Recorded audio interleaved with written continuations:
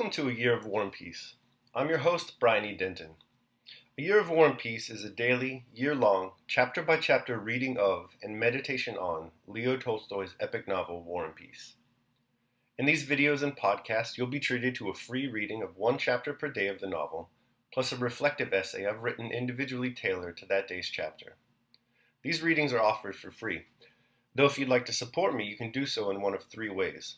First, you could purchase my ebook, A Year of War and Peace. It features the entire novel, plus all of my reflective essays, and it's only $2.99 on Amazon.com. You could also become a patron at patreon.com/Brian E. Denton. If you sign up there, you'll receive a sonnet once a month, plus a link to an ebook of my collected sonnets. Finally, if you like, you can make a one-time donation to my PayPal account. The email there is brianedenton@gmail.com. You can also use that email to contact me. I'd be happy to hear from you. Your support is greatly appreciated. Today's reading and reflection is from chapter 305. Chapter 305. The men rapidly picked out their horses in the semi-darkness, tightened their saddle girths, and formed companies. Denisov stood by the watchman's hut giving final orders. The infantry of the detachment passed along the road and quickly disappeared amid the trees in the midst of the early dawn, hundreds of feet splashing through the mud. The Esau gave some orders to his men. Petya held his horse by the bridle, impatiently awaiting the order to mount. His face, having been bathed in cold water, was all aglow, and his eyes were particularly brilliant. Cold shivers ran down his spine, and his whole body pulsed rhythmically. "Well, is everything ready?" asked Denisov. "Bring the horses." The horses were brought. Denisov was angry with the Cossack because the saddle girths were too slack, reproved him, and mounted. Petya put his foot in the stirrup. His horse, by habit, made as if to nip his leg, but Petya leaped quickly into the saddle, unconscious of his own weight, and turning to look at the hussars, starting in the darkness behind him, rode up to Denisov. "Vasily Dmitrich, entrust me to some commission. Please, for God's sake," said he. Denisov seemed to have forgotten Petya's very existence. He turned to glance at him. "I ask one thing of you," he said sternly, "to obey me and not shove yourself forward anywhere." He did not say another word to Petya, but rode in silence all the way. When they had come to the edge of the forest, it was noticeably growing light over the field. Denisov talked in whispers with the Esau, and the Cossacks rode past Petya and Denisov. When they had all ridden by, Denisov touched his horse and rode down the hill. Slipping onto their haunches and sliding, the horses descended with their riders into the ravine. Petya rode beside Denisov, the pulsation of his body constantly increasing. It was getting lighter and lighter, but the mist still hid distant objects. Having reached the valley, Denisov looked back and nodded to a Cossack beside him. "The signal," said he. The Cossack raised his arm and a shot rang out. In an instant, the tramp of horses galloping forward was heard. Shouts came from various sides, and then more shots. At the first sound of trampling hoofs and shouting, Petya lashed his horse and, loosening his rein, galloped forward, not heeding Denisov, who shouted at him. It seemed to Petya that at the moment the shot was fired, it suddenly became as bright as noon. He galloped to the bridge. Cossacks were galloping along the road in front of him. On the bridge he collided with the Cossack who had fallen behind, but he galloped on. In front of him, soldiers, probably Frenchmen, were running from right to left across the road. One of them fell in the mud under his horse's feet.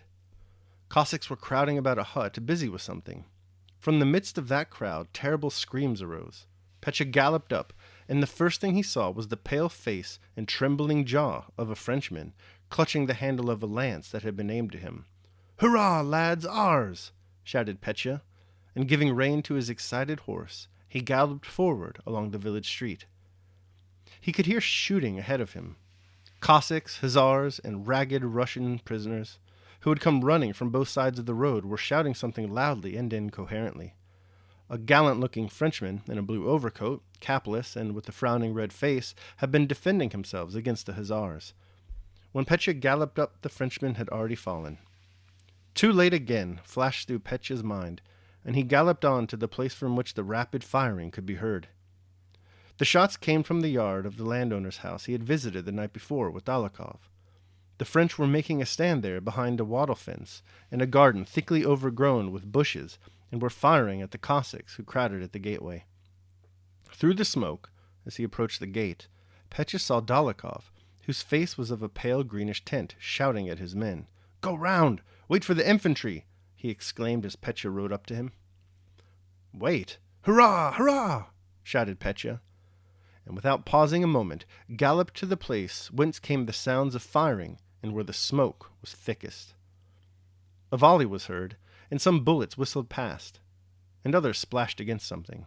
The Cossacks and Dólokhov galloped after Pétya into the gateway of the courtyard.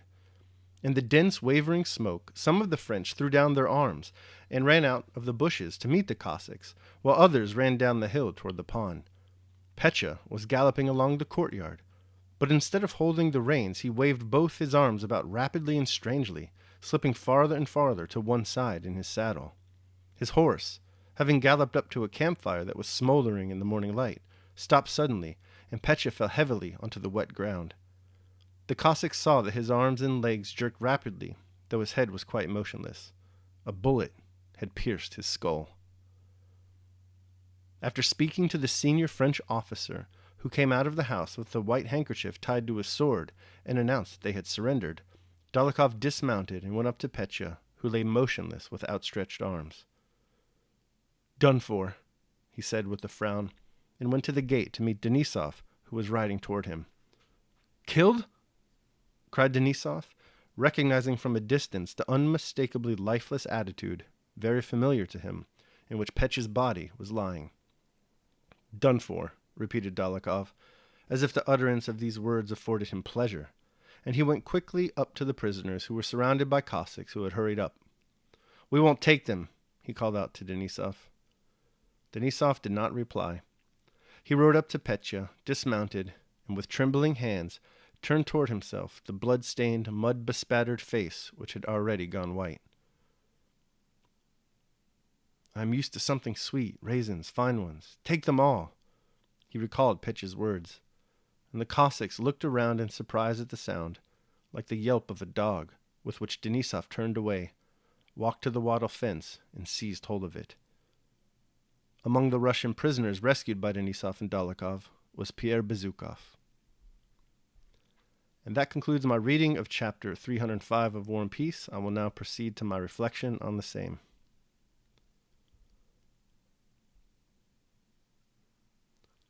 A Year of War and Peace, Day 305.